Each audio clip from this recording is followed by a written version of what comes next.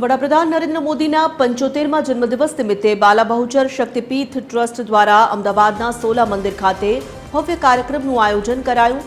PM મોદીના દીર્ઘાયુષ્ય અને વિજય માટે ખાસ પૂજન તેમજ વિવિધ ધાર્મિક વિધિ યોજાઈ, જેમાં તેમની વૈશ્વિક કીર્તિમાં વૃદ્ધિ માટે અને અવિરત વિજયના કામના હેતુ માટે વિશેષ રૂપે તૈયાર કરાયેલા વિવિધ 3 યજ્ઞકુંડ, કીર્તિકુંડ, દીર્ઘાયુકુંડ અને વિજયકુંડ બનાવવામાં આવ્યા હતા, જેમાં દરેક કુંડમાં 2500 લેખે બ્રાહ્મણો અને સ્નેહીજનો થકી 7500 આહુતિઓ અર્પવામાં આવી હતી।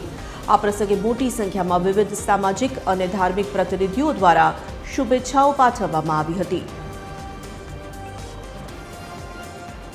માની પવિત્ર ભૂમિ ઉપર, બાલા બહુચરની પવિત્ર ભૂમિ ઉપર જ્યારે દેશના વડાપ્રધાન નરેન્દ્રભાઈ આજે દેશ અને રાષ્ટ્ર માટે જે કામ કરી રહ્યા છે, એનાથી પ્રેરણા આપણે એવું પહેલાં કે એમનું દીર્ઘાયુષ્ય બને, વધુ દેશની અને વિશ્વની સેવા કરે અને વિશ્વમાં વિજય બને, એ હેતુ અને આ મંદિરના પ્રાંગણામાં માનનીય અમિતભાઈ બી દર્શન કરવા આવેલા છે, બધા ભૂતપૂર્વ મુખ્યમંત્રી, ચાલુ મુખ્યમંત્રી બધા જ અહીંયા દર્શન કરવા આવ્યા છે। અમને એવું બી છે, માને પ્રાર્થના કરીએ છીએ, માં તું બી એમને અહીંયા દર્શન કરવા લઈ આવે, એક પ્રેરણા અમારી સંકલ્પ છે। વડાપ્રધાન નરેન્દ્ર મોદીનો આજે જન્મદિવસ છે અને જન્મદિવસની અલગ અલગ રીતે ઉજવણી છે તે કરવામાં આવી રહી છે। ત્યારે સોલા ખાતે આવેલ બહુચર માતાજીના મંદિરે વડાપ્રધાન નરેન્દ્ર મોદીના કીર્તિ માટે તેમજ દીર્ઘાયુ આયુષ્ય માટે અને વિજય માટે જે યજ્ઞ છે તેમાં આહુતિ છે તે આપવામાં આવી રહી છે। નમો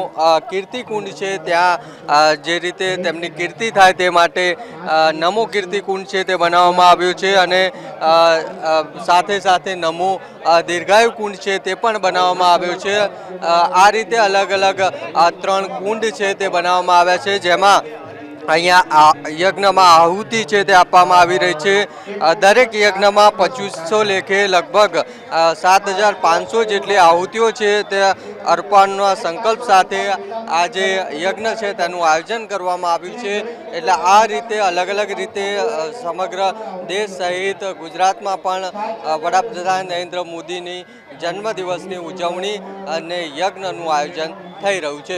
કેમેરામેન ધર્મેન્દ્રસિંહ સાથે મૌલિક ઉપાધ્યાય, TV 13 ગુજરાતી, અમદાવાદ।